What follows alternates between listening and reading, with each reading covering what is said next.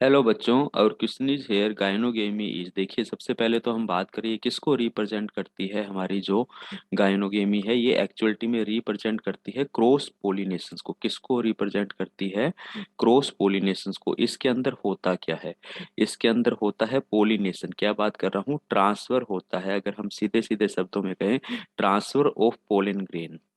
Pollen grain from from one flower to stigma of. क्या बात कर रहे हैं? स्टिग्मा ऑफ अनदर फ्लावर के स्टिग्मा पर क्या हो रहा है बेटा? ट्रांसफर हो रहा है। लेकिन लेकिन stigma of another flower in one plant, ये कंसेप्ट आपको याद रखना है, वन प्लांट के अंदर ही हो रहा है। देखिए, हम इसको कैसे समझते हैं।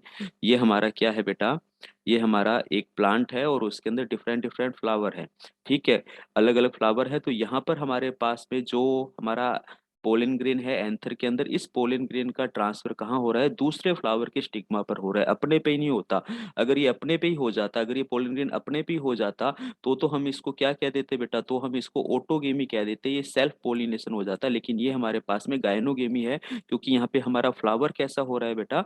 डिफरेंट हो रहा है, one flower to the another flower. यानी कि सीधे सीधे शब्दों में, सरल भाषा में कहें तो सेम प्लांट के डिफरेंट फ्लावर के बीच में, क्या बात कर रहा हूँ, सेम फ्लावर के डिफरेंट फ्लावर के बीच में अगर पोलिनेशन हो तो वो हमारा क्या कहलाता है? गायनोगेमी कहलाता है। अब हम बात करते हैं फंक्शनली क्रॉस पोलिनेशन इन्वॉल्विंग ए पोलिनेटिंग एजेंट्स। बिल्कुल, ये क्रॉस पोलिनेशन तो है ही, और कोई ना कोई पोलिनेटिंग एजेंट्स होगा इसके अंदर, चाहे वो हमारे पास में इंसेक्ट की फॉर्म के अंदर हो, चाहे वो हमारे पास में बैट की फॉर्म के अंदर हो। ठीक है, तो पहला स्टेटमेंट सही जाता है। दूसरा, genetically it is similar. Same plant है तो हमारे पास में जेनेटिकली कैसा होगा बेटा? बिल्कुल सिमिलर होगा to autogamy, since the pollen grain comes from the same plant. बिल्कुल ऑटोगेमी जेनेटिकली अगर हम देखेंगे तो सेम ही होगा ना, क्योंकि प्लांट का जेनेटिक कंपोजिशन तो सेम है, क्योंकि प्लांट सेम है। तो ये भी स्टेटमेंट सही जाता है।